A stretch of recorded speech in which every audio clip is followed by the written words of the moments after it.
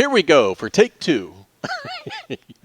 you're Back at you. Back at you, Stephen Damon on the Penny Stupid Project. We're doing a podcast, bringing you some news first, and then we'll launch into the Damon rant section after we get through the news. So let's start right out with Damon. There's an effort by union in California, Teamsters Local 856, wants to organize rideshare drivers with Rideshare Drivers United in California. 20,000 people are supposed to be members of that? I don't know. I never really heard about it before. But they want to give rideshare drivers, damn it, we're going to give you all the power and authority to stand up against these gig companies. You think that's going to be effective? Oh, absolutely. And then the gig companies are like, yeah, that's okay. We got these robot cars. That's fine. Yeah. Thanks, but no thanks. When are the robot cars going to get the union? Well, there are three primary objectives that the Teamsters want to put in place. Responsible guardrails on autonomous vehicles to make them safe. Full labor rights for all transportation workers, including employee status. I don't know why they would agree to any gig workers getting employment status, the companies. And the third thing is fair regulation at the state and local level to improve compensation. Most of that, two of those things don't make any sense to me. Now, well, when we did the first take of this podcast, because this is take number 2.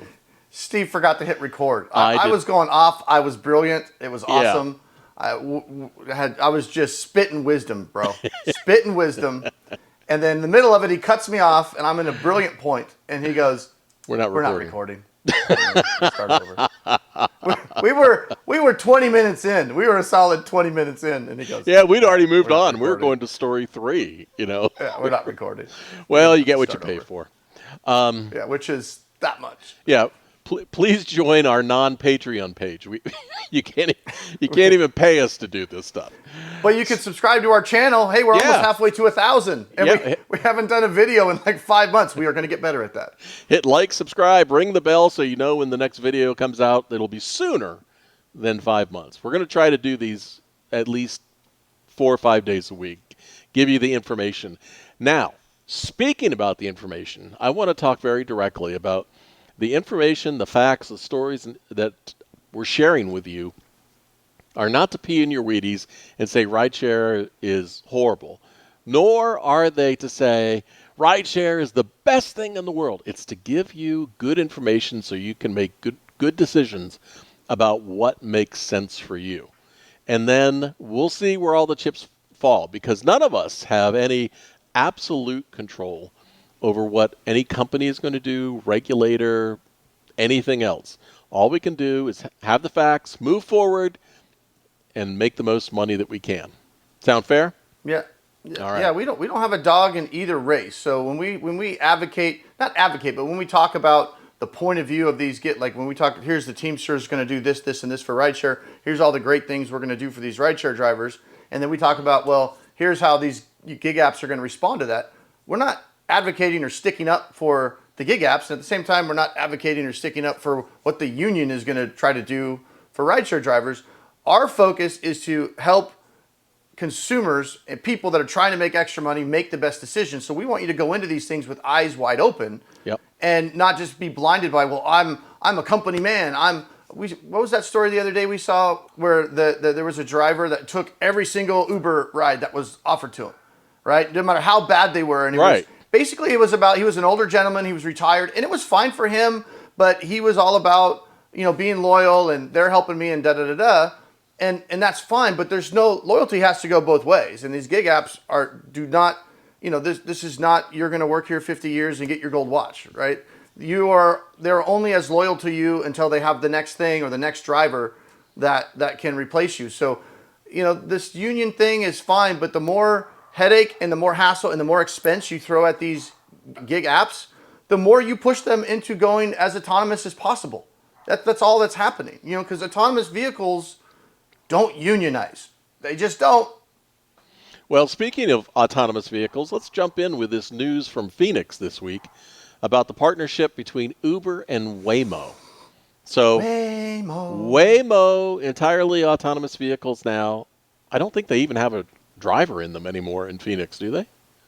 Once in a while, you can request it with the driver or without. So, Okay. But I've been driving in Phoenix for about a year now, a little over a year now. Yeah. A year ago, I rarely saw one without a driver.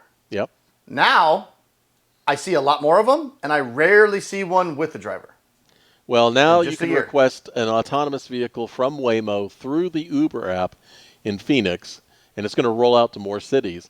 But what was interesting about that announcement was you don't have to tip an autonomous vehicle. It was, And it's they're not only is it using going to be that as cheaper, a benefit. yeah, they're using that as the big benefit. So right now, I think I've read it's not really going to be cheaper. It's going to be about the same price, but they highlight in the Uber app, no need to tip, right? So a lot of these drivers are in denial, and that's never going to happen. People aren't going to feel comfortable, and they're right to a certain. There's going to be some people that are never comfortable getting in Uber. There's also still people that will go into a branch to do their banking, and they won't deposit a check with their phone. There are still people that are afraid of internet banking. There still are, right? So there are always going to be people afraid of autonomous drivers, or autonomous vehicles, but it's going to get less and less and less and less. This connection with Uber now is like the beginning of the end. It used to be, well, there's this startup company over here in Phoenix, and there's this little company they're testing out in San Francisco, but this is way into the future. This is flying cars. Speaking of China, right? We'll get into that in a second. But now all of a sudden you took this little company, this downtown Phoenix doing autonomous vehicles. Oh, that's cute.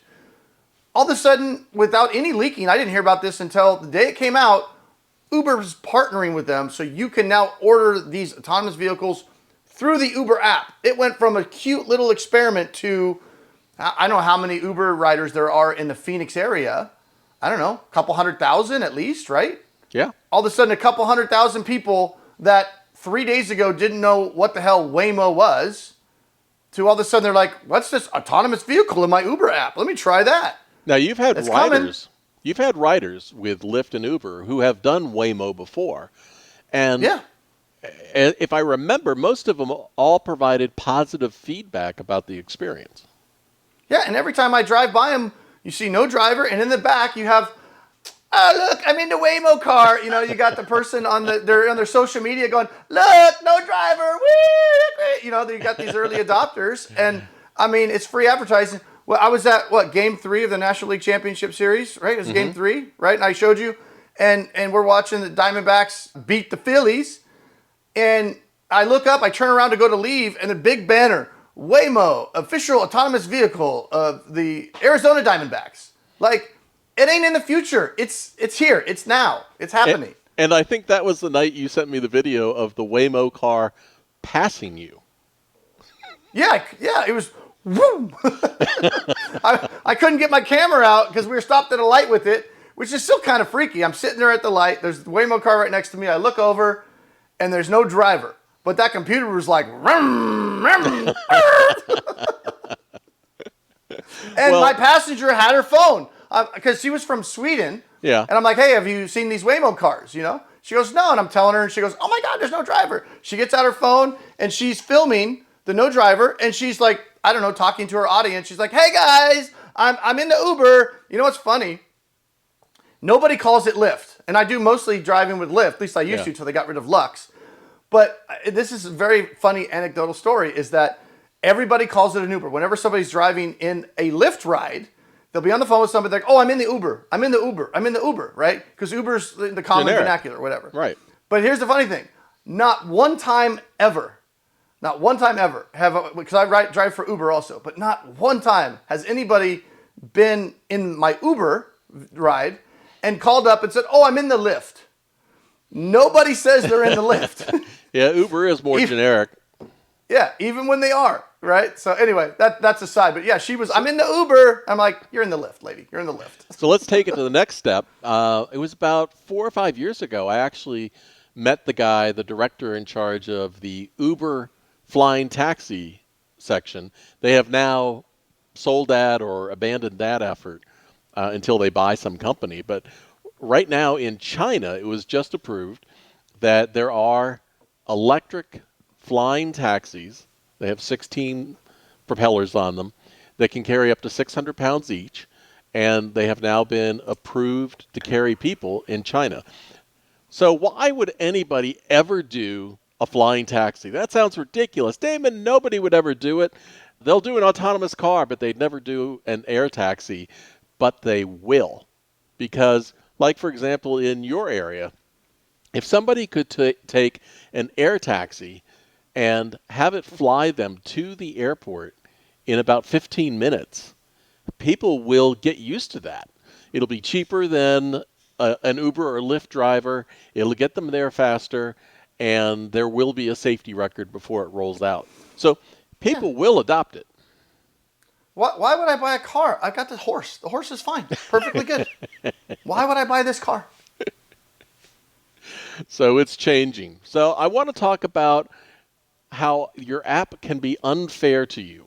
We were talking about loyalty a minute ago, and one of the things that's happening is all of the apps, whether it's Uber Eats, Instacart, DoorDash, or Grubhub, for this particular story, drivers for these apps were interviewed. And what they found is that oftentimes people are terminated automatically. You know, artificial intelligence identifies some action that you took that gets you terminated off the platform. And these problems are things that you might not have any control over. For example, delayed deliveries due to traffic, or the customer being charged by the restaurant for an extra item that they didn't order. Now, the common denominator in all these people who have been terminated without any sort of reason is they have been caught off guard. These have been unexpected terminations. It's been a minor issue, and all of a sudden, it doesn't matter how many years you've been doing this thing, driving, delivering, boom, you're off, and you're out of the app, and there's nothing you can do. So, Damon, talk about loyalty. So, drivers, you're a cog in a wheel. Sorry, it's all you are. Again, we're not trying to take sides here. We're just trying to be informative and have you go with the right mindset. I see so many of these YouTube videos. This is not fair. They're doing this and da-da-da-da. We have to do. It doesn't matter. That's not the reality. You're not going to fight against Uber and Lyft and beat them, right? You just have to look out for you. Uber and Lyft are not going to look out for you. You got to look out for yourself and your family. That's why you multi-app the shit out of these apps, right? You're not just loyal to one or the other. But, it's gone are the days where, you're friends with your manager or your immediate boss or your boss's boss. And, oh, yeah, we went out to dinner last night, or we are at the company party. Oh, I'm the company man. I'm loyal. I'm here extra out. None of that stuff matters anymore. You're just a cog in a wheel. It's a lot easier for these apps to find another driver than it is to try to figure out if there was a problem or not, right? It's not even worth their effort to even investigate it. Well, they can just get a new driver. Yeah. I mean, the reality is, and I know a lot of drivers are going to take this harshly, but this is an unskilled gig. I mean, driving a car around, you got to drive. I signed up for Instacart last night, Steve, right? Yeah. Took me 4 minutes. I hadn't tried it before. I wanted to try it because that Uber ride I did a week or two ago that said he replaced his $8,000 a month W-2 income when he got laid off from his job or he got let go. And he replaced it full-time Instacart. And I was like, what? With Instacart? So I went and signed up. I got done with my daughter's softball game. We went and had lunch with a couple of the friends. And my wife drove separate. So she took Emily home. I was in the Tessie with my phone. I signed up for Instacart in less than 5 minutes. Got signed up for Instacart, filled out all the information. They asked for a picture of my driver's license. That was it. They didn't even ask what kind of car I drove. They didn't care. Okay. Didn't ask for insurance, nothing. Boom, boom, boom, boom, boom. Hey, we want permission to do a background check. No problem. They all use Checker. They all use like the same background company. So It's like, and when I did Uber and Lyft initially, it took a few days. Well, with Instacart, within an hour, I get this email. Green light, you're passed. App was online. I picked up my first order from, what was it, PetSmart, where I had the little collapsible dog bowls. Within an hour of me saying, let me download the Instacart app. Within an hour, I was already working for them, grabbing dog bowls and delivering them. I did my first 3. I made like $65 in my first 3 gigs, which weren't great, but it took me about 3 hours. But, I was learning all this stuff. I was trying different stores.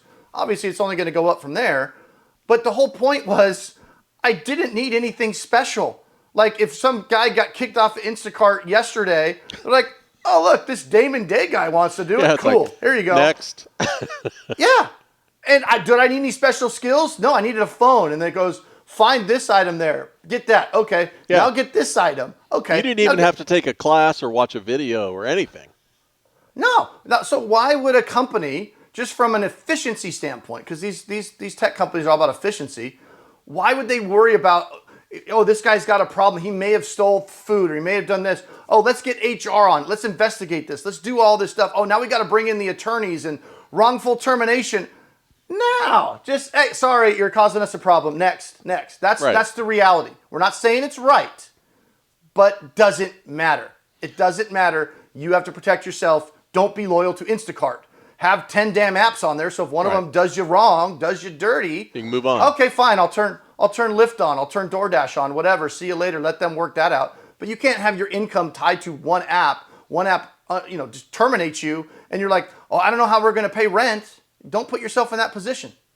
So I'm not sure if it was you that told me or I read it someplace, but one of the rideshare apps, it was a guy who had been very loyal for many years. I think it might have been the guy that was taking all the rides that were thrown at him. But he discovered that he was actually getting paid less than somebody else driving for the same company that was a newer driver. I guess that he just figured out he's taking everything, so...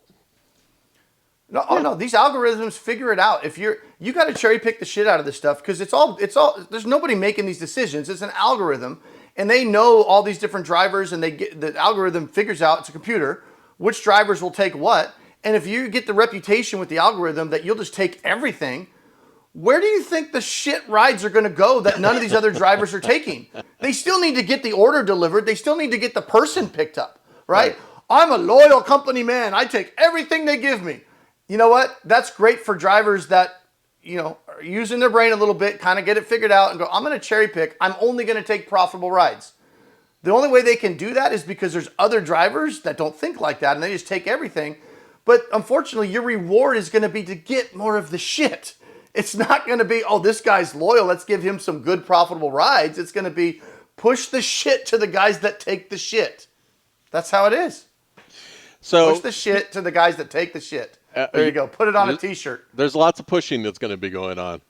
So speaking of, even the gig apps are not going to be as loyal for a whole bunch of reasons because consumers, riders, are not going to be as loyal to them. For example, there are 2 cities that I'm aware of, probably more doing this, but here in North Carolina, Rocky Mount, North Carolina, has decided that they're going to start their own city-run rideshare service.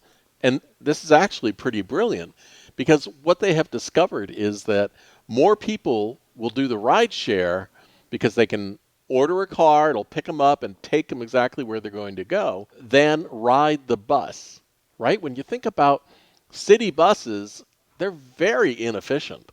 Always going on the same route. There might not be people there at the bus stop. I don't know how many, people are riding the bus these days. The ones that I see around here are pretty empty most of the time. And so Rocky Mount has figured out for, I think it's $2, they will send a driver to pick you up and take you where you want to go. Hey, makes perfect sense. They're saving money on the bus thing. But now Tampa, Florida, is launching something where it's going to be $2 per person per ride. They're going to have 20 different locations around town. And Tesla Model Ys are going to pick people up. And you might be in a car, if you've got 4 people going to the same location, you might be in a car with 4 people, but the rides are going to be $2. Just like on a bus. You're in the bus with other people. I'm guessing these cities brought in an outside private consultant because I don't think some government bureaucrat's going to figure out, you know what, these buses aren't efficient. Maybe we should get rideshare. Get rid of them. Something tells me they brought in an outside consultant to be like, you know what, for the money you're spending on this stuff, you could do this. Oh, yeah, that's smart. I mean, people but have if you're an Uber or Lyft driver, how are you going to compete downtown in those cities when they have the option of getting this other service at $2? Uber can't give rides at $2 and still pay a driver. Can't do it. Hey, when you and I went to Vegas for that convention, if there had been a bus that I could have taken from the airport to the hotel that was across from the convention center, and I could have paid $2, I would have been all over that because my A Uber bus ride, or a Tesla? a bus. I wouldn't have got on a bus. I wouldn't have got on a bus for free, bro. Well, In downtown Vegas? No, I'm not no, getting on a bus. I mean a direct bus. I don't want anything that's stopping anywhere, picking up any of those homeless people that we saw. Bless them. But my Uber ride, I think, from the airport was $35, something Yeah. like that. I mean, it's just the way things are going. The problem is, because we did almost a whole show without recording it, I can't remember what I've already said on this stupid podcast. Because I'm like, oh, I already said that. Oh, wait, it was before we were recording. But, it's all about where things are going in the future, right? And you look at people, nobody's going to want to take autonomous vehicles. I'm talking about from a driver standpoint. These drivers, a lot of them are in denial. You're not going to have the opportunities in a year or two that you had a year or two ago. It's just moving in the wrong direction. Go into a McDonald's, fast food restaurants these days, right? A lot of times they point you to the kiosk. They'd rather you order from the kiosk than from the person behind the counter. And in fact, as I told the story already that we didn't record, when I was on the Notre Dame campus, they didn't even have people there. They had people to stare at you and say, hey, old man, you're doing it wrong. Go to the kiosk and order. Even though we've got a screen here, that's just from, the relic of days gone by, like the phone booth you see every once in a while. It's there, but we don't freaking use it, bro. Go to the kiosk from Grubhub, order your food, and it will show up here and you can grab it. It's just All the that's time the way things are going. People have said, like, I'll never read my news on my phone. I wonder how many people actually get a physical newspaper every day. My neighbor across the street. One. I pulled in the driveway yesterday, Yeah. and I saw a newspaper on his driveway. Now, they're of the older demographic. Yeah. Super nice. They get a newspaper. I haven't gotten a newspaper I was a paper boy when I was in 4th grade. I delivered newspapers then, but Well, look what happened to little travel after agents.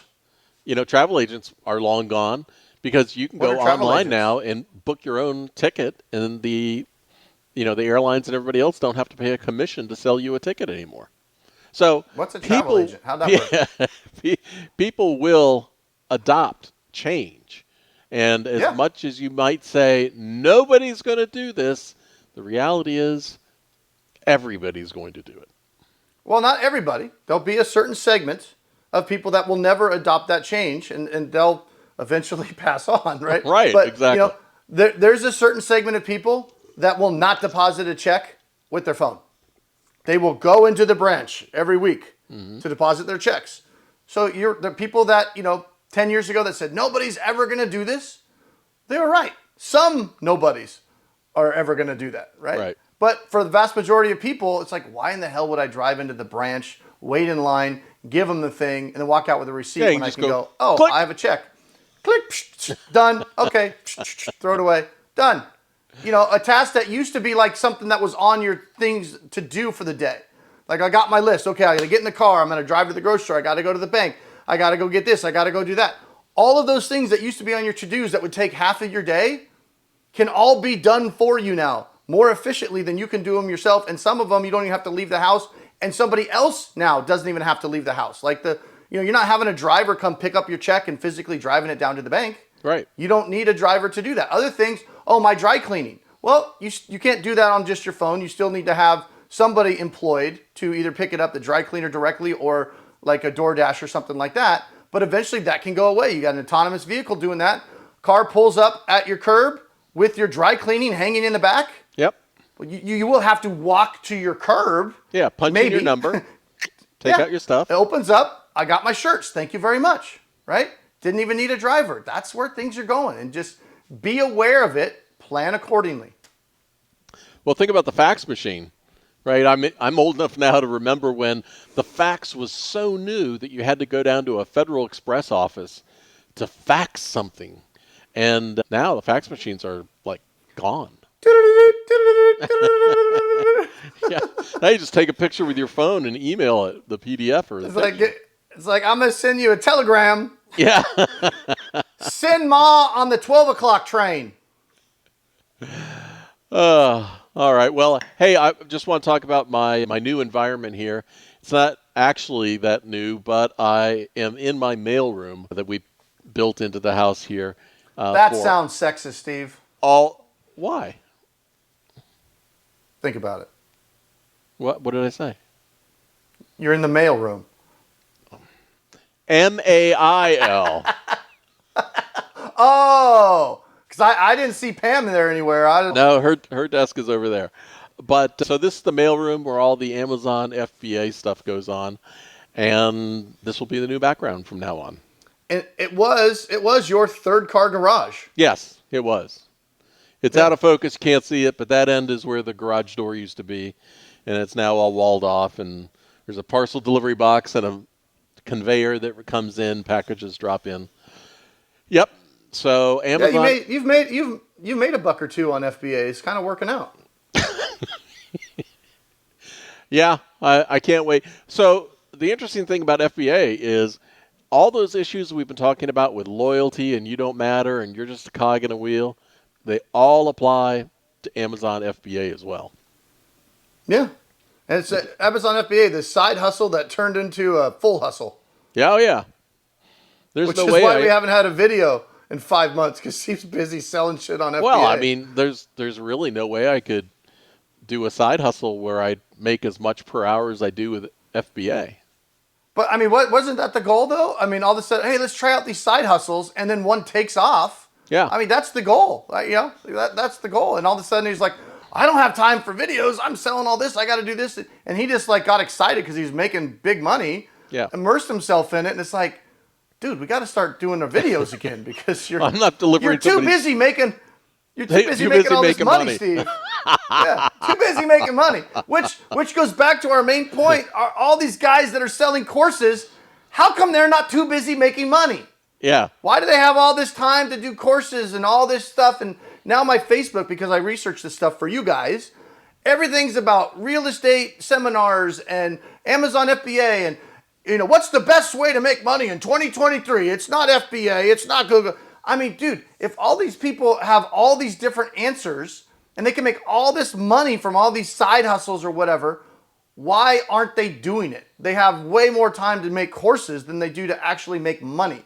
Or they're making money on the courses. I had a delivery guy that was here the other day who was talking about how he wanted to get into Amazon FBA, and somebody wanted to sell him a $30,000 turnkey course.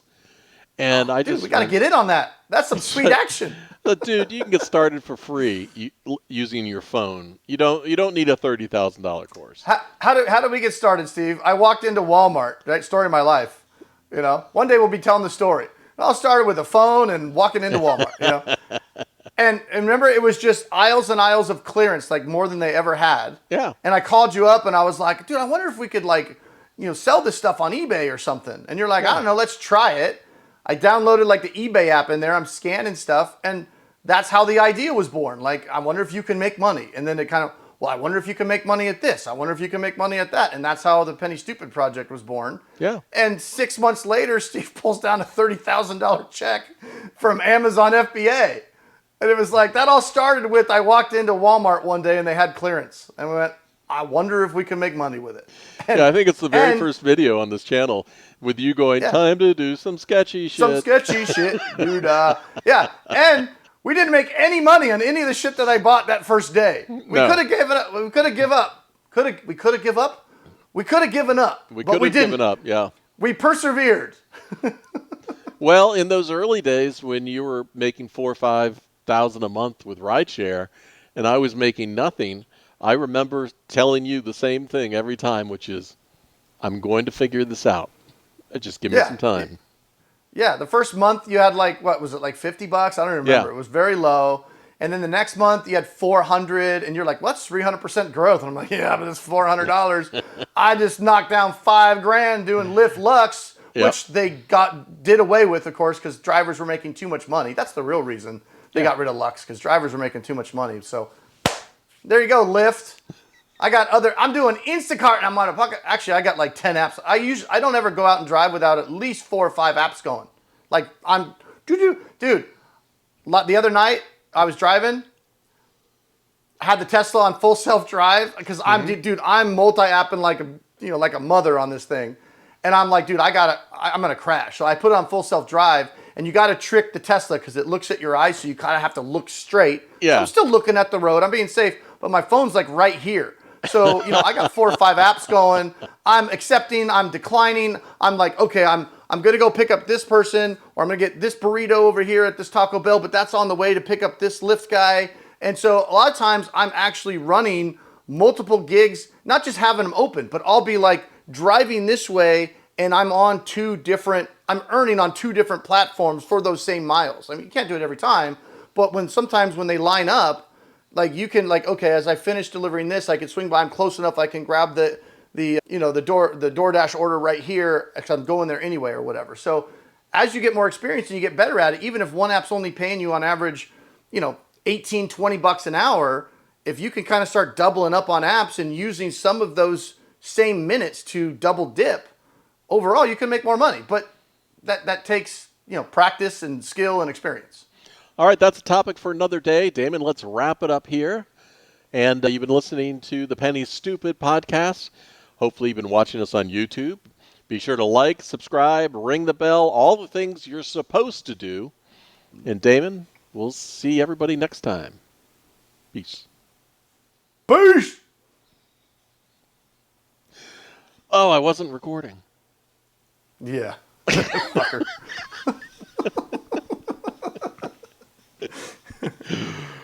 Oh.